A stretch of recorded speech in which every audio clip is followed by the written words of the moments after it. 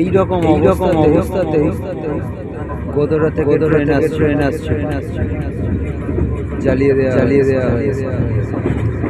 এইরকম ভাবে পূর্ব পাকিস্তান থেকে ট্রেন এসছে, কচু কাটা করা হয়েছে। এইরকম ভাবে পাকিস্তান থেকে এসছে।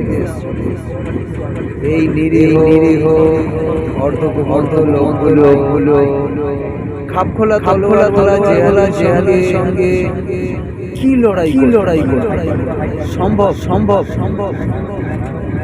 কিন্তু কিছু হিন্দু বিশেষ করে উচ্চ বাঙালি কি বলবে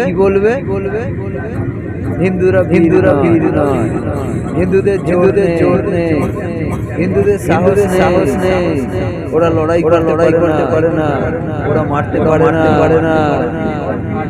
আরে লড়াইটা হয় ক্ষেত্রে। এই ঘুমন্ত লোকগুলোর উপর অত্যাচার করে জিহাদ করে ওকে কি লড়াই বলে? ওটা হলো খুন, মার্ডার, অপরাধ, অত্যাচার।